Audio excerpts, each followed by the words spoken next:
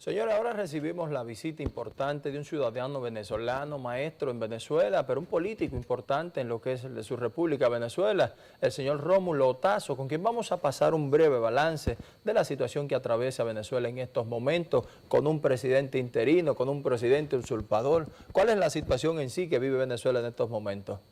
Señor Rómulo, saludo, ¿cómo está? Saludos, muchas gracias a toda la República Dominicana, sobre todo a sus medios que han estado interesados en aclarar la situación de nuestro país, en apoyar para decir rescatamos la libertad y la democracia. Yo quería explicarle qué genera la usurpación. Sí, vamos a ver. Y por ende, pues, la encargaduría presidencial de Juan Guaidó. En el año 2015 se convocan unas elecciones congresionales y hasta ese momento el chavismo, llamado así el movimiento del gobierno de Venezuela en ese momento, se confió en que tenía la oportunidad de convencer al mundo de que ellos tenían la mayor aceptación del pueblo venezolano. Pero el pueblo venía sufriendo, disminuyendo su capacidad adquisitiva,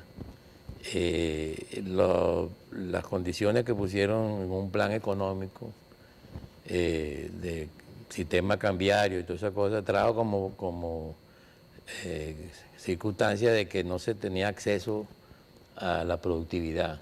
Empezaron ellos con su dogmática filosofía del socialismo del siglo XXI a prohibir la propiedad privada, intervenir empresas, etcétera.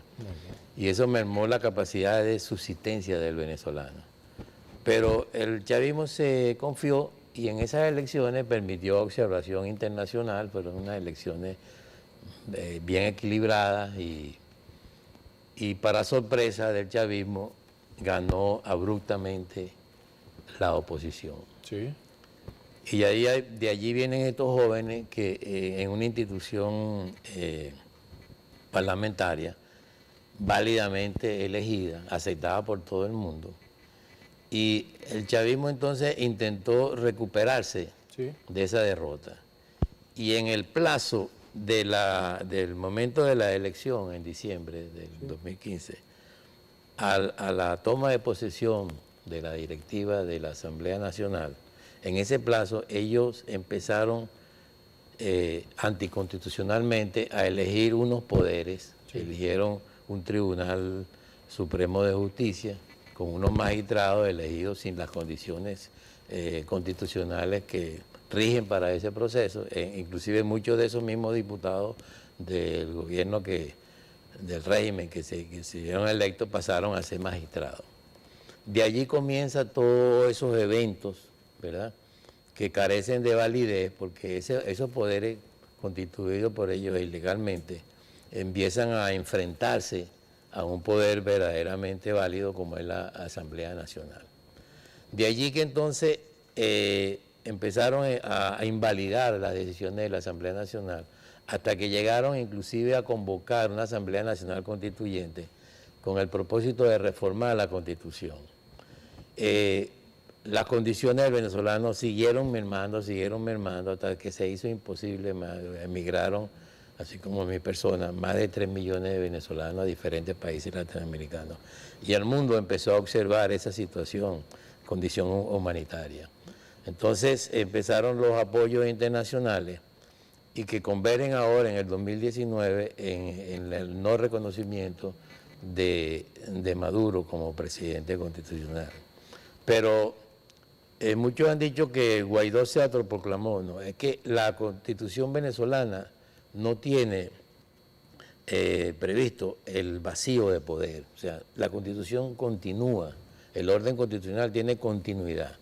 Al haber inclusive no presentarse un presidente electo, considerado electo válidamente, automáticamente, concomitantemente, en la Asamblea Nacional, de acuerdo a la Constitución, a quien le corresponde todas las funciones de la institución presidencial. Lo que hizo Guaidó fue aceptar esa responsabilidad. Él ha podido, inclusive, no aceptarla.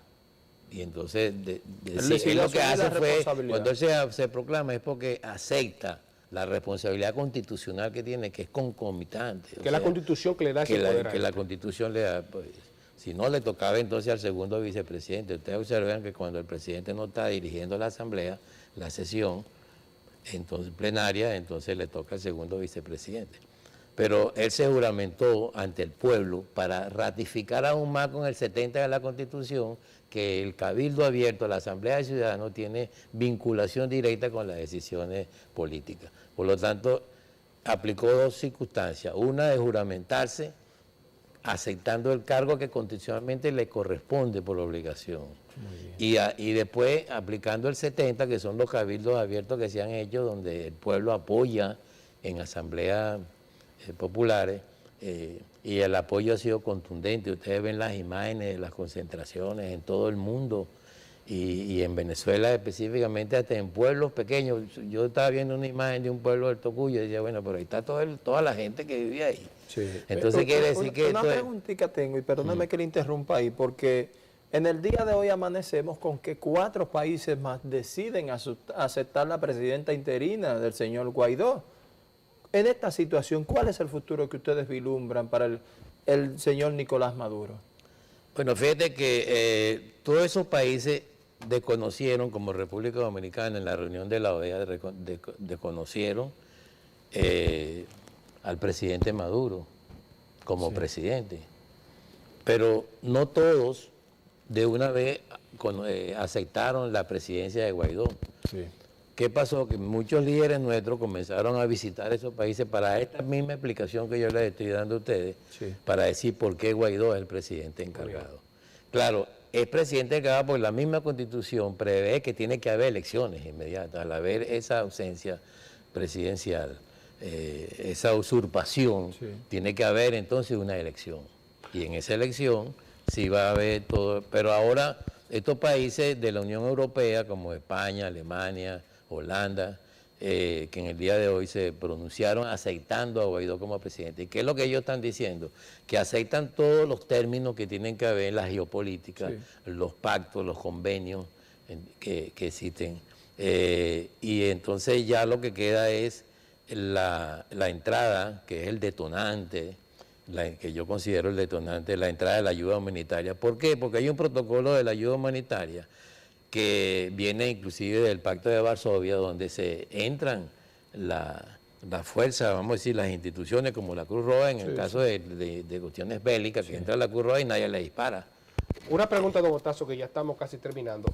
Entonces, después de Guaidó lo proclama la Constitución, como usted establece bien claro, como presidente interino, ¿qué tiempo entonces tendría ya Guaidó, después que sea presidente, para llamar a elecciones presidenciales en el país? Bueno, la Asamblea Nacional tiene la potestad de elegir algunos poderes que le corresponde a la Asamblea Nacional. Del poder moral, ¿verdad? También el de Defensoría del Pueblo, pero así también le corresponde el Consejo Nacional Electoral, es el primer paso. Tiene que ser un Consejo Nacional Electoral equilibrado, donde haya representantes de la sociedad civil y también de la iglesia, etcétera. Ellos harán, ese es el primer paso, el Consejo Nacional Electoral. Y que haya observación internacional. Y claramente los partidos existentes, así como el mismo partido que tiene la filosofía del socialismo y todo eso, también participará, lo van a llamar a participar.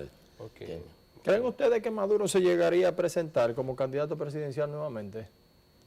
Bueno, eso que haya a la discusión de ellos mismos, pues pero ya hay un candidato de ellos que se anunció, uno que fue ministro de Chávez. ¿Cuál fue ese? No recuerdo el nombre, creo que era Torres. Fue ministro, fue presidente de PDVSA. Muy bien. Y anunció ahora por las redes que él sería el candidato del chavismo. Del chavismo. Bueno. Interesante. Y saber todas las explicaciones que ha dado Otazo, por qué entonces es que Guaidó no se ha proclamado, sino la Constitución de su país que lo ha proclamado, porque es un mandato constitucional de que continúa, obviamente, cuando hay un vacío presidencial.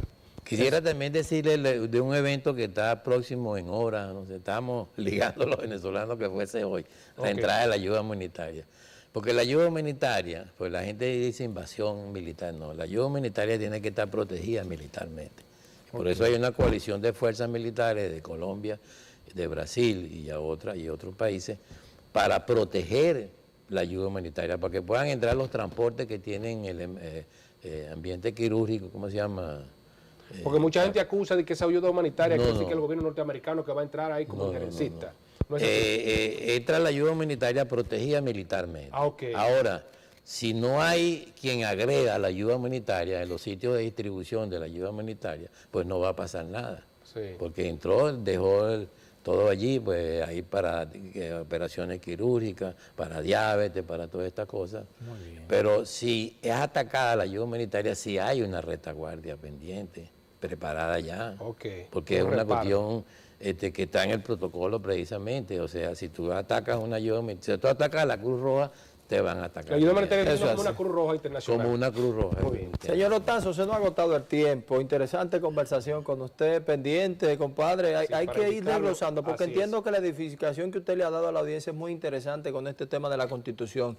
Edificar y orientar en este sentido para que sepa por qué ocurren los hechos. Es muy importante, don Otazo. Sí. Agradecerle a usted la gentileza de su tiempo. Gracias a ustedes también, gracias a ustedes. Siempre estos medios ahí estarán a su disposición para cuando sigamos el proceso, pues iremos explicando entonces paso por paso, un tema largo. Los medios nos han ayudado mucho y estamos muy agradecidos también. Bueno, nosotros somos abiertos aquí entonces. Señores, hasta aquí hemos llegado. Seguimos enfocados. Gracias. Pasen feliz tardes.